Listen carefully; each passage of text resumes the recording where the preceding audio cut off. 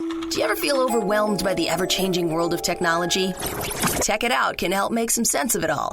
Breaking down geek speak into street speak, technology columnist, author, and TV personality Mark Saltzman covers consumer technology each week for every listener.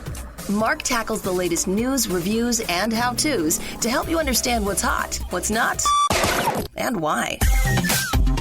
Hey everyone, welcome to Tech It Out. This is episode 146. I know you're probably busy juggling your personal and professional life during these most unusual times, so I am appreciative of those who take the time to tune into this radio show and podcast. Thank you. While it's called Tech It Out, it's anything but technical. As the announcer says, my goal is to break down geek speak into street speak, to demystify technology as much as I aim to celebrate it. I also believe tech can be part of the solution to get us out of this current crisis that we're all in a few different areas, some of which we'll discuss during today's show. Some big ideas, some small things that could make a difference. We're going to start off with Big Fish Games, about gaming for good, connecting with those who matter through digital entertainment, even if you're not physically beside someone. And so we're going to kick things off with Big Fish Games and a COVID-19 initiative that they're part of as well. Then we're going to learn about a new app called Here I Am to call emergency services on your smartphone in a new and simplified yet powerful way during the COVID-19 crisis and beyond. We're going to talk with Intel this hour about working from home and the ideal gear you need to do so successfully, and a lot more on this week's Tech It Out, powered by ASUS, which I'll tell you more about shortly, but let's kick things off. So how are you spending your time while self-isolating at home? For many of us, it's playing games to pass the time, give us some enjoyment. And in some cases, games can help us connect with others as well. I was just watching my youngest son, Ethan, laughing with his friends while playing an online computer game together. He's wearing a headset, microphone. So he's also socializing in a way. And so we're going to now talk about family-friendly gaming now with Jeff Karp. He's the managing director and president of Big Fish Games. Welcome to the show, Jeff. Thanks for your time. Thanks, Mark. Great to be here. Hope you've been holding up okay despite what's going on. I know games can help, but it's still obviously a very challenging time for many. Tell us, very high level, just to kick off our chat, tell us a bit about Big Fish Games. Sure. Big Fish Games was started in 2002. Currently today, it's about a 600-person company located in Seattle with studios in Oakland, California, and we have developer partnerships around the world. Primarily, we create mobile games focused on puzzle and social casino. We do make some premium HOPA games on PC. And so our mantra is to craft top games that inspire and connect our players, which, now I think is a pretty good time for that. Some of the games that some of your fans might be familiar with is Gummy Drop, which is a match 3 game. We have Cooking Craze, which is a time management game. Fairway Solitaire, which is obviously a solitaire game. And then we have 2 social casino games. One is Big Fish Casino and Jackpot Magic Slots. And then launching soon is a game called Evermerge, which is a new puzzle adventure game, which I'm excited to tell you about later in the interview. Yeah, absolutely. I want to pick your brain about Evermerge. But when you said earlier HOPA games for the PC, what does that mean exactly? That's hidden object puzzle adventure. So kind of you hunt for hidden objects, you crack mysteries, and then you solve puzzles. If you remember the old Highlight magazines, that's now kind of like a game where you're kind of looking to solve puzzles, and then you're actually kind of like solving mysteries through puzzles. So it's really fun, and we have a pretty deep consumers that are really enjoying those type of games out there. Speaking of which, I looked back at the first time I wrote about Big Fish Games, and it was in 2006, and it was a preview of a game called Mystery Case Files Prime Suspects. So I think that was one of those games where you have to look for like little objects hidden in that level, and you have to click on them, and then there's an overreaching sort of narrative as well. So who do you think your core demographic is? Would it be fair to say that Big Fish Games appeals to like the casual gamer? Is that a phrase that you embrace, or?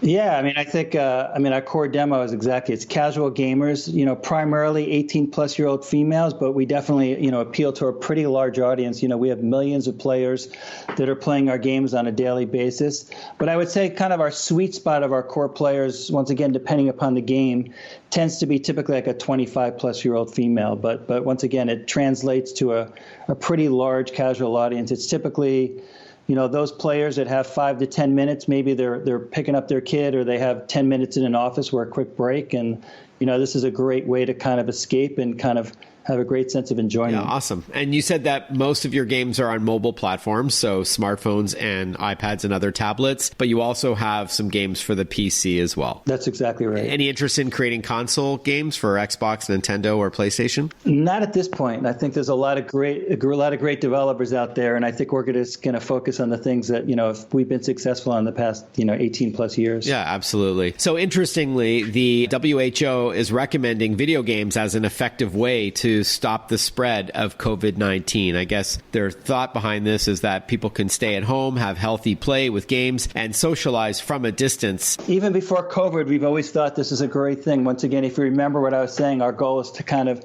inspire and connect players every day. And this really kind of makes that culmination come to fruition. And so, we're really seeing people in today's world really, we're creating a sentiment and a community around social and really kind of how do we bring people together more than ever now. And, since COVID, we've really kind of even seen kind of a shifting of the mindset, which is people now have a lot more gratitude. There's a lot more empathy. There's a lot more caring.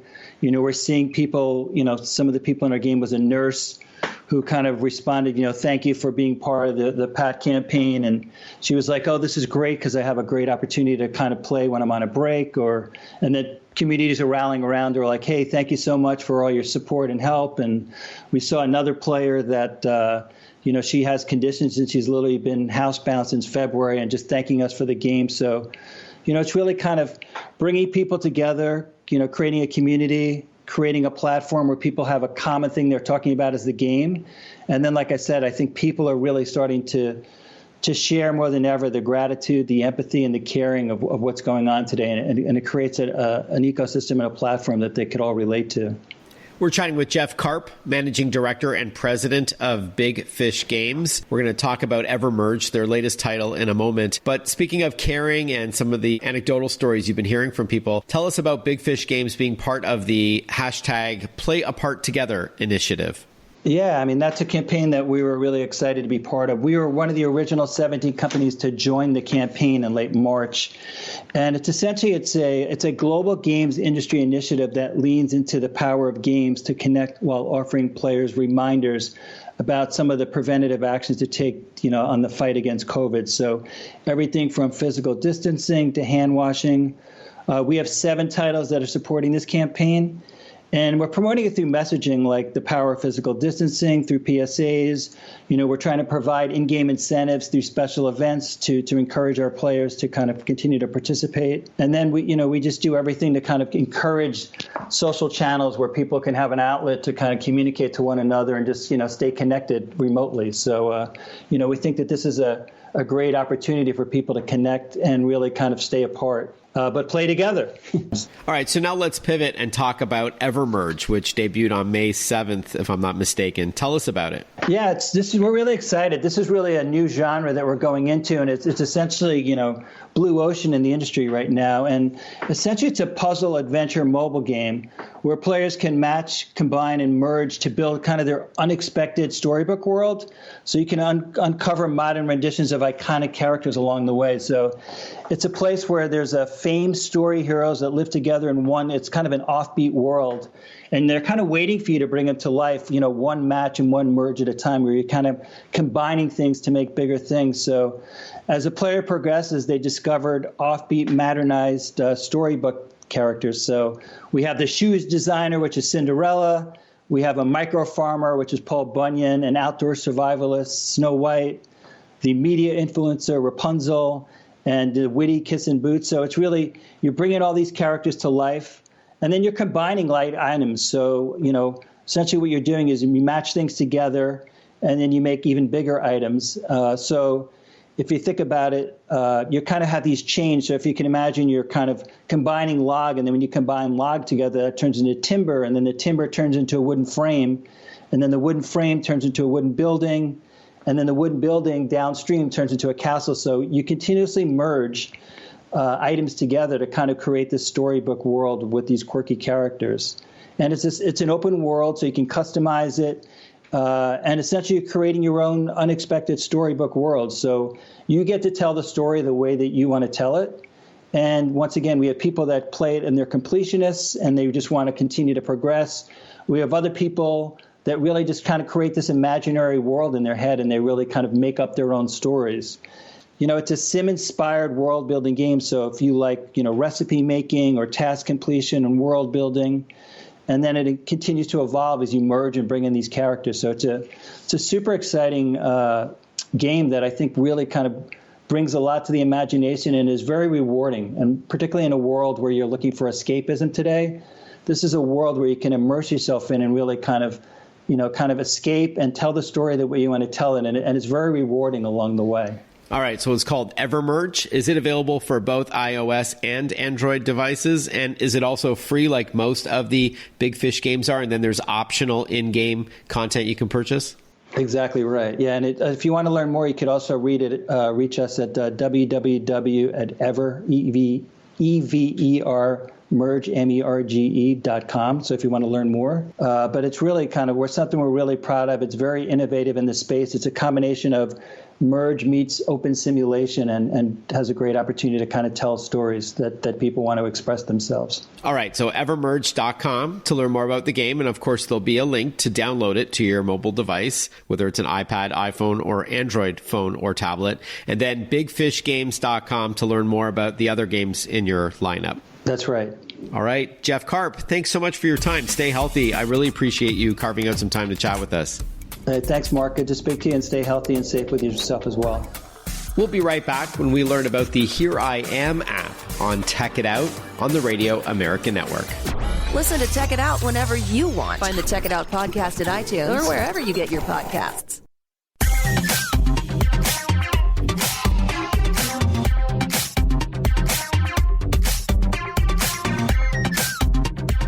Welcome back to Tech It Out, powered by ASUS. For those in search of incredible, ASUS creates technology for today and tomorrow's smart life, including its line of award-winning laptops, desktops, monitors, smartphones, tablets, smartwatches, and more. For those in search of incredible, visit asus.com/US/radio for more info. That's asus.com/US/radio.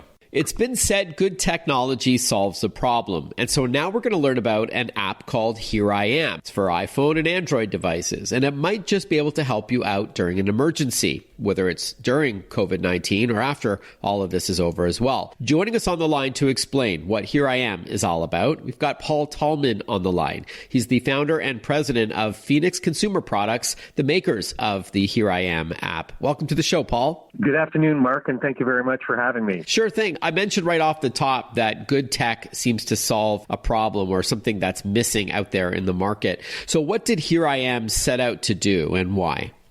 Well, the Here I Am app basically is an app that allows individuals to send out an emergency message to 3 of the contacts in their phone. Originally, I was watching a television show and a commercial came on whereby it was an ad for the Heart and Stroke Foundation, and a gentleman in the ad was having a stroke as he was standing in the kitchen. His wife reached out to him.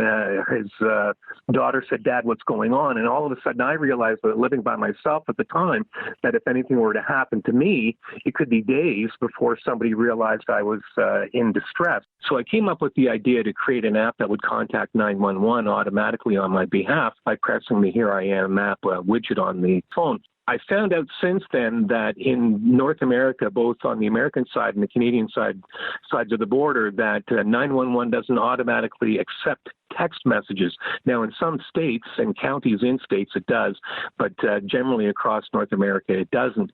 But that didn't deter me from thinking, well, at least I could notify 3 of my contacts in my phone that I was in trouble, and then they can call 911 on my behalf, which 911 does actually prefer. They always prefer a live call. The beautiful thing about my product, though, the Here I Am app is that it also provides the person who's receiving the message with my exact GPS coordinates and a map showing where I am. So the advantage of that is that while 911 knows where landlines are, they don't necessarily know where a user is when they're using a cell phone. Just in January of this year, a woman in Northern California was caught in a snowstorm, and she was buried for 6 days in her vehicle under a snowdrift, and she couldn't tell anybody where she was. Now, I don't know if she had a cell phone at the time, but if she didn't know how to work her GPS on her phone, she couldn't tell anybody where she was. With the Here I Am app, it would tell her friends, her contacts automatically where she was so that they could notify 911 and they could get to her quickly. There was also a situation in Washington, D.C., where there was a Washington University student who had called 911 during an emergency crisis, and the police and the fire department and campus security knew he was on the campus, but they couldn't tell exactly where he was and what building he was. They had the general vicinity, and unfortunately he went on to die. If this gentleman had had the 911 app and he had reached out to some friends, they could have told emergency services exactly where he was, so pinpoint accuracy.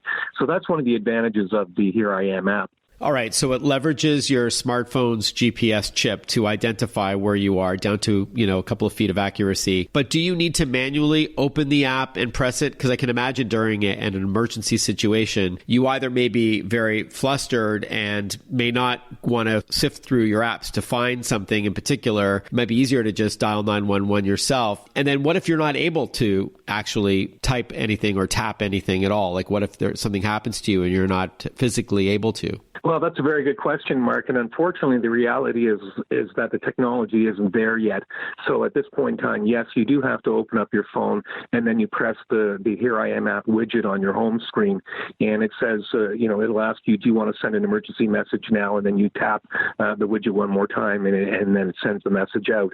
So yes, you're correct. The idea here is that if you are lucid still, you're still conscious, and you're able to do that, then this app will work for you.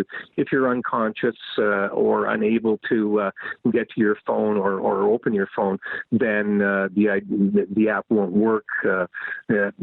Unfortunately, the idea here is that even if you're a person who can't speak or are deaf or something like that, then you would have the opportunity to be able to, if you have the physical capacity at that time to open up your phone, at least then you can send out a message. I know with the Apple Watch, it has a feature with, it has the fall detection feature. So if it does detect a fall, it's in a similar fashion. It will ask you if you're okay. But if you don't reply, if you don't turn that off, after a few seconds, it will send a message to the contacts in your address that you've determined as emergency contacts. But that's, I think, smart, because if you're not able to speak, which may only be a very small percentage of the time that one finds themselves in a crisis situation, but maybe there's a way, technically speaking, to leverage the sensors in the phone that can detect a fall, or something like that. And it still asks you if you're okay. And if it was a mistake and you just dropped your phone, then you could say, no, I'm fine. But if you don't reply, then it could send out that message. Do you think that's technically possible? I'm not a technical person per se. I have a gentleman who works on all that for me, but it's a great idea. It's a great suggestion, and I will write it down. And perhaps there will be a version, Here I Am app 2.0 in the future, and it'll incorporate that kind of an idea. It's a great idea. We'll continue chatting about the Here I Am app when we return on Tech It Out. Want to follow Mark? Google him. Mark with a C and Saltzman with a Z.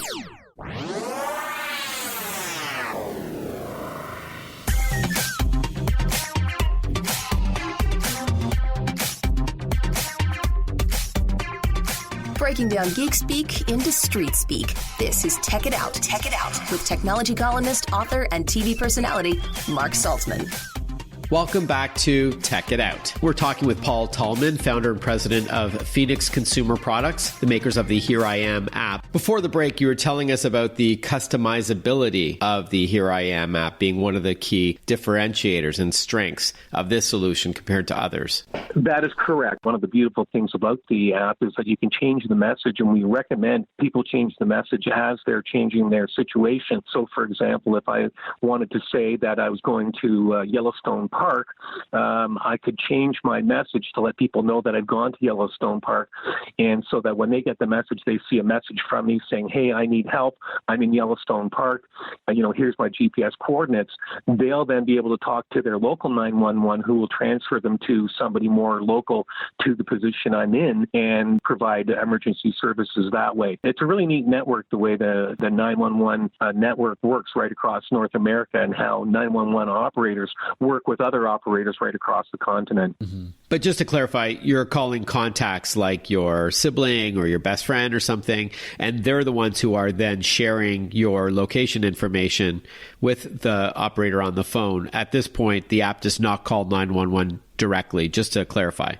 Okay. That is absolutely correct. The technology is not here in North America yet, where we have a combined system that'll work right across North America. Now, however, in some counties in the United States, there are counties that do accept 911 text messages, via 911.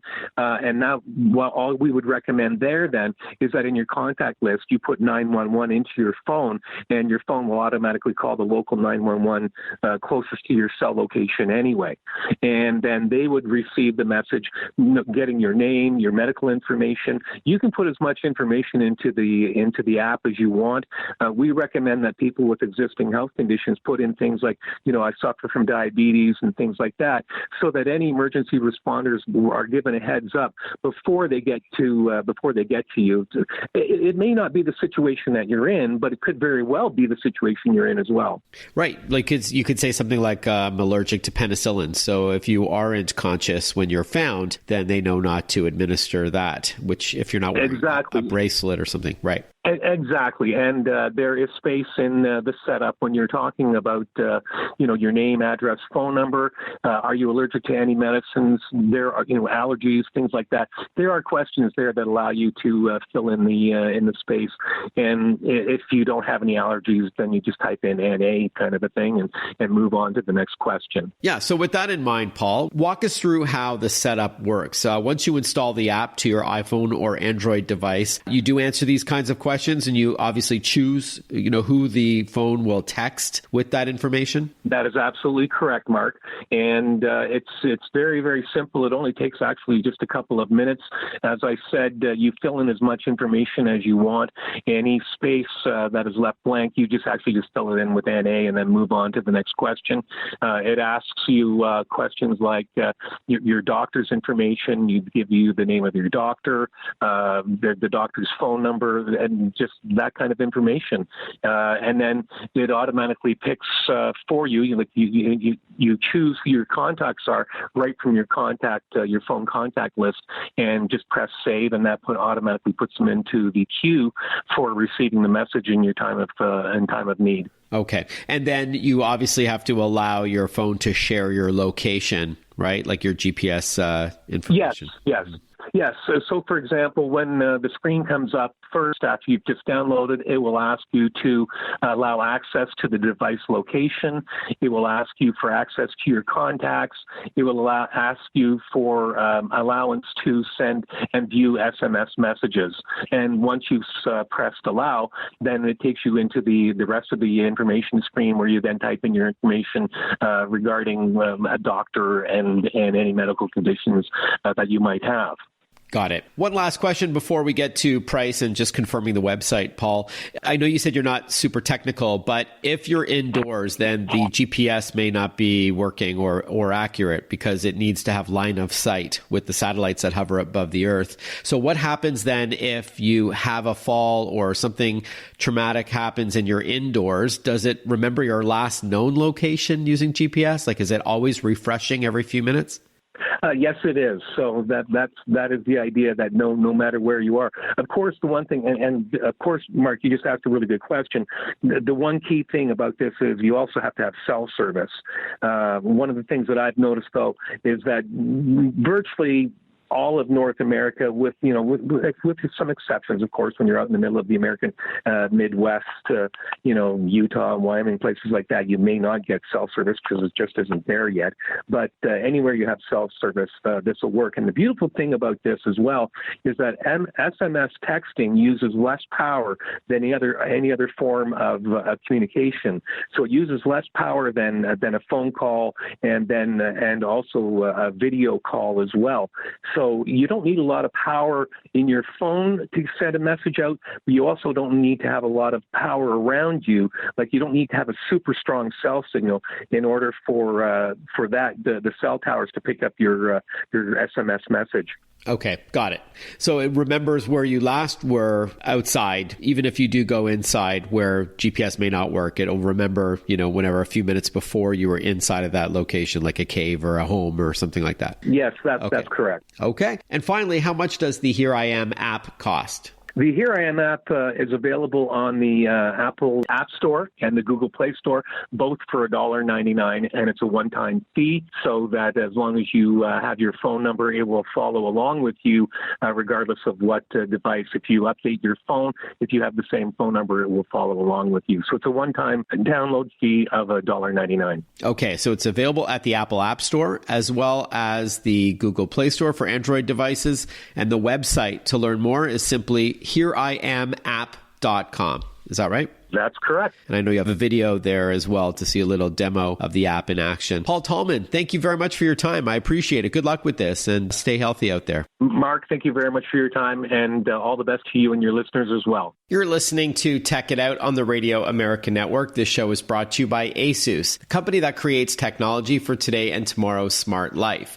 including its line of award-winning laptops, such as the sleek ZenBooks, which are fully featured and powerful laptops. There's the Vivo books with a lot of style and color options. There's the Expert books for the business professional, and Chromebooks for students and anybody who wants a less expensive, generally speaking, Chrome OS powered laptop. ASUS has it all. You can go to asus.com/US/radio for more info. That's asus.com/US/radio. Speaking of computers, we're going to chat with Intel when we return on Tech It Out. Breaking down geek speak into street speak. Check it out. Hosted by Mark Saltzman.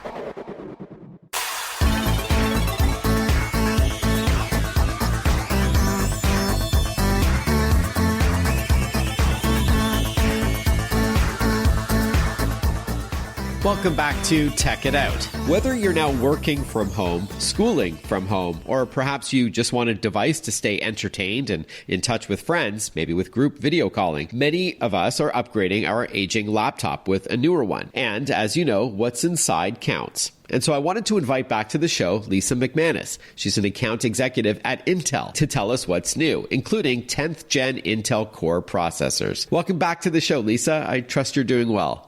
Thank you, Mark. I am doing very well. Thanks for having me. Excellent. Now, before we talk about 10th gen processors, as I teased in my introduction, let's chat about working from home and schooling from home. The world obviously has dramatically changed over the past couple of months. Tell us about the importance of a good computer. Absolutely. I think, it's amazing, Mark, that when we've spoken in the past, we've always spoken about future-proofing your purchases, right? About what's coming. And I don't think anybody saw this coming, but we really see the importance of computing right now because people now have to learn from home, whether it be children learning or, post-secondary education learning, working from home, as well as playing from home. And, a big element of why computers are important for everybody these days is the connect element, right? How do you speak to your grandma? How do you speak to your mom or your dad, your aunts, your friends? It can't be in person anymore. So, this element of computing is so important, and it always has been, but not to this level, I think. Right.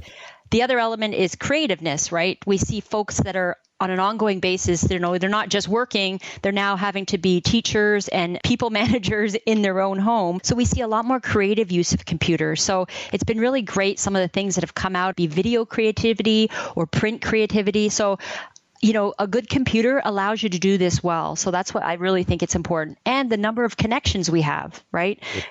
where we may have had 2 or 3 computers in the home, now we're seeing folks that need to get 4 and 5 computers depending on the size of their family. So connectivity is very important. When people ask me what gear they should have in order to work productively from home, I often break it into the need to have and then the nice to have. And without question, the most important tool, I would argue, is a reliable computer. Whether it's a laptop or a desktop, that's entirely up to them. They each have their pros and cons, but definitely a computer is the most important. And after that, I think everything else is really secondary. That's my 2 cents. And when it comes to buying a new PC, Lisa, we tend to look at things like brand and screen size and all that. But why is a processor an important consideration? And what does that processor do exactly? So what it does is processes data, hence the processor name, sending and retrieving instructions from every piece of hardware that you utilize. Like if you think about it, you have printers, you have monitors, a mouse, keyboards. There's loads of connections that occur, not to mention the software connections. So it really makes a huge difference in the overall performance in terms of making the system more responsive. The higher, faster CPU that you have, the smoother your gameplay, editing and downloading is much easier. So it really drives productivity improvements like that, and it makes your experience much smoother and faster. Right. And multitasking too. I know a lot of people today have several windows open. They may be video chatting in one corner of the screen. They have a word processor on another part. They've got a web browser open, maybe something like instant messaging app open. So yeah, the better the processor, not just the faster the speeds, but also better multitasking, smoother performance. And the processor is also directly tied to the battery life on a laptop as well. There are some processors that sip rather than gulp electricity. So you definitely want to look for that. So there are differences in processors when you're shopping. I think this is a good segue into what's new. So this is now your 10th generation of Intel Core processors. What's all the hype about? Yeah, it's pretty exciting for us. This mobile series, so for laptops, the H series devices are incredibly fast. So in terms of speeds, this might be a wee bit techie, but we're getting speeds up to 5.1 gigahertz, which is unbelievable on a Core i7, 5.3 on a Core i9, really improved speed and capability. So it's pretty exciting for us. What we also have on the new H series is integrated Wi-Fi 6 for responsive gaming and connectivity. And Mark, I know, from a Wi-Fi 6 perspective, it's a relatively new technology, but, it brings 3 times faster download speeds for folks in a much more reliable connection. Also 4 times greater capacity. So say up to approximately 100 connections. So if you think about an average home, you have fridges, lights, cameras, computers, cell phones, TVs, lots of connections. So 10th gen really integrates this, so it's a great technology. The other thing that's important in the H series is Thunderbolt 3 provides 4 times more bandwidth than a USB 3.1. So what moves rich media content, connects, say, for example, 2 4K displays with ease. So a lot of exciting things for us on this new launch. From 33 to 44% better performance for the i7 and the i9, 70% faster 4K video exporting for the i7. So there's a lot of amazing speed improvements that we made that the folks will really see in their use models. We're chatting with Lisa McManus, an account executive at Intel, to tell us what's new with PCs, specifically 10th gen Intel Core processors is what we're learning about. So faster speeds, smoother performance, better multitasking, better energy use for laptops, so it won't drain the battery as much, better connectivity with external devices, so the Lightning connectors and such, and Wi-Fi 6 support. So I know a lot of my listeners have gone out and bought a Wi-Fi 6 enabled router, which is only good if you've got Wi-Fi 6 enabled devices. Sure, it's backward compatible, but if you have a Wi-Fi 6 laptop, like the new H series of the 10th gen processors have, then you can take advantage of those faster speeds and support for more simultaneous devices on the network. This is all great stuff, Lisa. We'll continue chatting with Lisa McManus from Intel after this short break. But hey, if you have any feedback for me on what you'd like on an upcoming Tech It Out episode, or if you have suggestions on topics you'd like me to tackle, reach out to me privately or publicly. My email address is tech@marksaltzman.com. That's TECH@MARCSALTZMAN.com. And if you're on social media, you can drop me a note on Twitter, Instagram, Facebook, LinkedIn, or YouTube. I'm at Mark Saltzman. All right, we'll be right back. Stay with us. Follow Mark Saltzman on Facebook, on Twitter, on Instagram. Listen to Tech It Out whenever you want.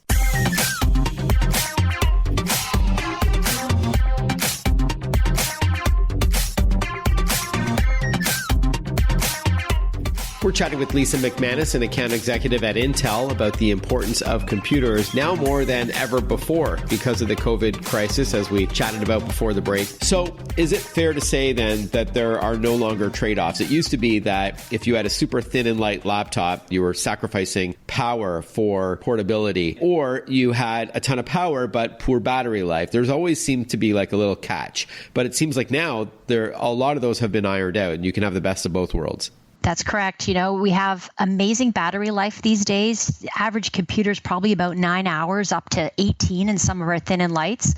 You're right, Mark. You don't have to trade off these days. There's amazing modern devices that are available, whether it be a Windows device or a Chrome device, thin and light, great battery life, 9 to 18 hours we're seeing now. So really not a lot of trade-offs anymore. We've really evolved computing so that there's great devices across all brands out there. Mm-hmm.